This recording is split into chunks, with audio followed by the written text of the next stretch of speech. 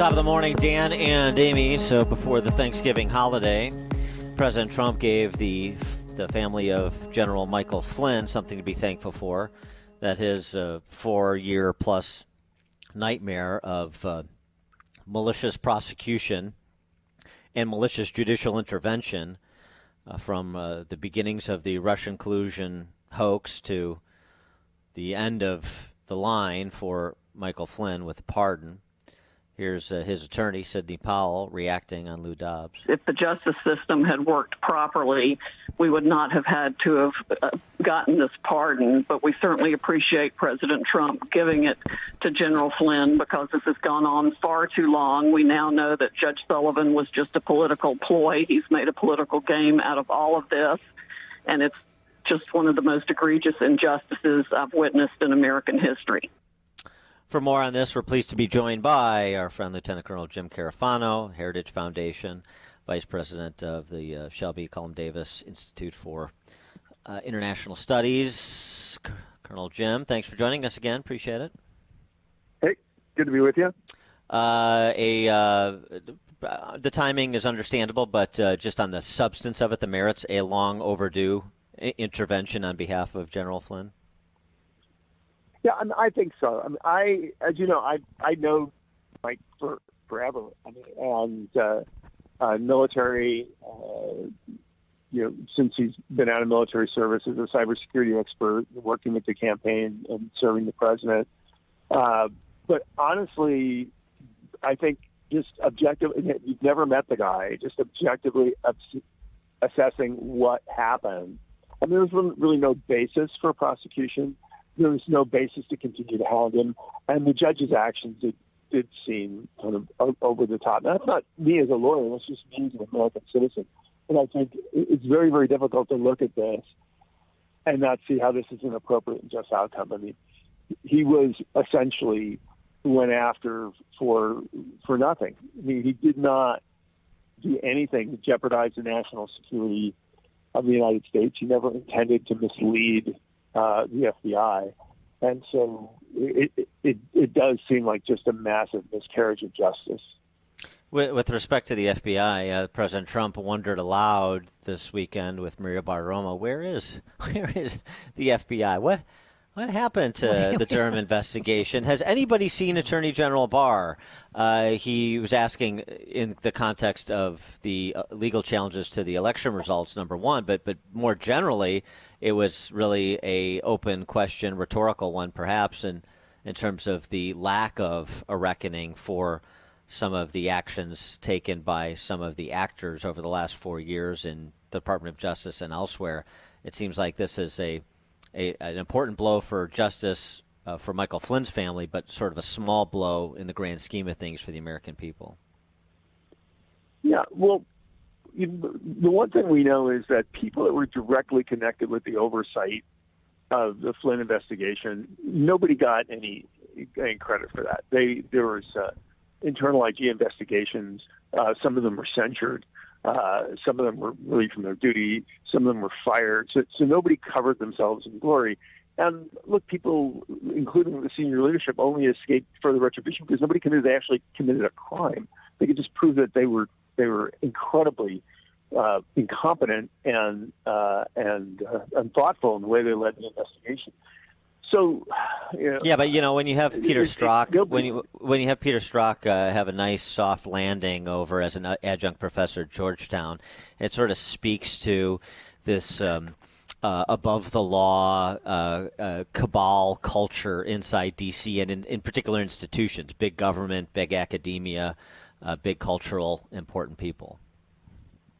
Well, I think that's different from holding people legally accountable under the law. Understand. We have created an incredibly poisonous partisan environment here that essentially decides right and wrong, good and bad, is who aligns with me politically. And I think the Strzok case is an incredible example of that. In old Washington, he would have been an outcast. He was incompetent in the way he led the investigation. He was highly political, highly inappropriate, highly unprofessional. He embarrassed one of the most important law enforcement organizations on the face of the planet, and he got rewarded for it simply because he was a political enemy of the president. Yeah. On another matter, was this Israel trying to pin in Joe Biden a little bit, a potential Biden administration, from getting too cozy with Iran yet again? This I'm talking about the killing of Mohsen Fakhrizadeh, who is the top nuclear scientist for Iran's nuclear program over the weekend. Wall Street Journal characterizing, at least one analyst characterizing it as another bold strike against Iran from Israel. And, certainly if they want to send John Kerry over there with James Taylor to do a sing-along for the Ayatollah, then that's all well and good. But the Israelis very concerned perhaps with what a Biden administration might mean for stability in the Middle East. Well, this is a really high-profile incident. Here you had one of Iran's chief nuclear scientists taken out, so that obviously raises a lot of questions. But what's interesting is in conjunction with that, during the same time, you had a number of Israeli strikes on Iranian positions in Syria. So clearly, the Israelis are trying to do as much catch-up as they can before the end of the administration because they don't know what they're going to get from the next administration. So they're trying to start off in as strong a position as possible. And, quite honestly, the Biden team during the campaign and they continue to kind of really send incredibly unclear signals here. They say, well, we're going back to the Iran deal, which it sounds simple on the campaign trail, but in practical effect, it's almost impossible to do. What are you going to do about the Iranian cheating? Do you really want to lift the arms embargo? Do you really want to essentially marginalize all the countries that just normalize relations with Israel? They haven't talked at all about the normalization process, other than just saying, well, it's nice that they're normalizing. They've given no indication about the peace process. There's a lot of people in the party that have become incredibly anti-Israeli, anti-Zionist. Anti-Semitic in some ways. It's the party's all over the place. So if you're in the Middle East, you have to look at this, at what's going on here, and say, well, what if there was a Biden administration? What the heck would we actually expect from that? And the Israelis are very proactive in their security interests, so it wouldn't be surprising if they were taking measures to start off in as strong a position as possible. Hey, Lieutenant Colonel, did the U.S. play any part in this assassination? I have no idea. All I have is what other people have is the information that's publicly available. And, to be honest, a lot of it's, you're just speculating. I don't know what's appropriate for that. With respect to Israeli and their position in the Middle East, so as you're talking about the mixed signals the potential Biden administration is sending and where Israel wants to be, what about where Saudi Arabia wants to be and how what you are describing factors into this meeting that did or did not happen between Bibi and MBS?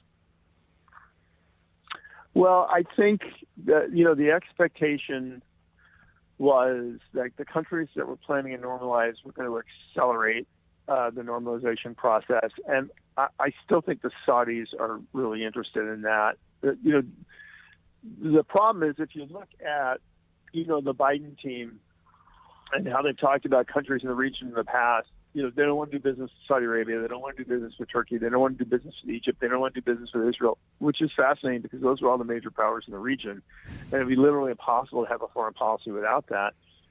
Conversely, you see those countries, particularly the Saudis, the Israelis, and the Egyptians saying, you know what?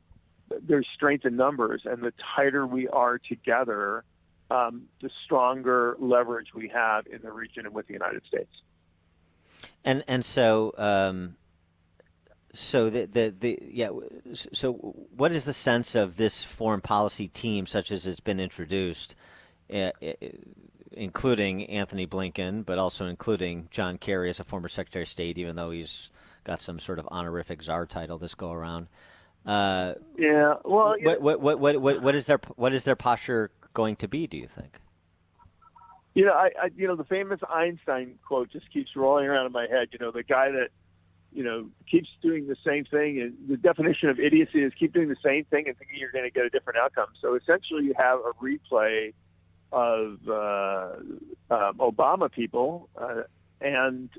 So why would we expect, different or better outcomes? I think a Biden team would start with an enormous amount of skepticism that you're bringing back all the people that produced really 8 terrible years of foreign policy, and you expect us to think they're going to do better. And when you actually look at in the campaign what Biden put on the table, so we're going to have a different tone, which is magical. If a different tone could solve things, you think people would have done that a long time ago. So that's kind of meaningless. They're going to sign a bunch of agreements which aren't helpful to the United States, like the Paris Accord. And they're talking about going back to JPCOA, which was one of the greatest failed policies of the 21st century. So it's just not a lot of cause for optimism there. Well, the timing's perfect since Boko Haram massacred 110 civilians in Nigeria. You can bring back Michelle Obama's Bob Dylan Q card campaign with bring our girls back, or hey, Boko Haram, stop being terrorists, or something like this. Well, yeah. So we actually go into the new year in the U.S. with really one of the strongest foreign policy positions we've had in a long time, because we actually had very, very good foreign policy the last 4 years.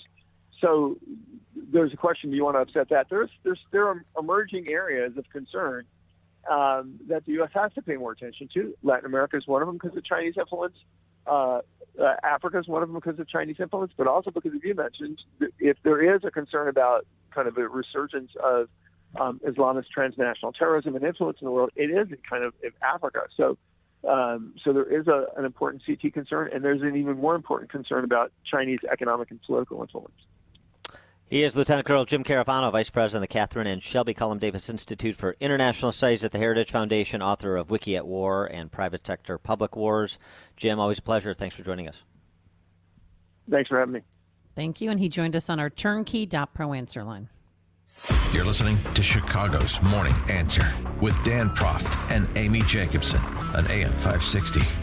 The Answer. Is it time to have your sump pump checked? Hi, this is John with Basement Flood Protector. I'm a veteran and the owner. Since 1974, we've manufactured the most reliable and highest quality products and provided unmatched basement waterproofing and sump pump service to the Chicagoland area. Most problems with water in your basement have to do with your sump pump. Maybe it's old, doesn't work properly, or you just need more capacity. Most pumps should be replaced every 3 to 5 years. With our pumps, we recommend replacement every 7 to 10 years. At Basement Flood Protector, we offer a complete line of sump, ejector, and battery backup pumps. Do you really want the hassle and huge expense of restoration? Prevent it and contact us to schedule one of our knowledgeable technicians to assess your equipment. The Protector line of pumps are the most reliable on the market. Go to floodknot.com. That's floodknot.com. Basement Flood Protector. Integrity is our foundation. Floodknot.com. It's time for AM 560's annual Food for the Poor campaign. And this year, unlike any other, Food for the Poor is a nonprofit, faith-based organization that provides food, water, medicine, clothing, and life-saving supplies directly to local organizations throughout the Caribbean and Latin America. These are places that have been devastated by poverty. But can you imagine with this new crisis, COVID? You can't imagine how bad COVID has had a devastating effect on this part of the world. With all of the shutdowns, it's meant a massive increase in hunger among so many families. And unlike here in the U.S., there's no stimulus check, no grocery delivery, no food pantries. So Food for the Poor and their local partners are the only thing between these children and starvation. So in order to get this food to those who need it most, Food for the Poor asking for a one-time donation, a gift of just $185. With that, you can provide 6 months of emergency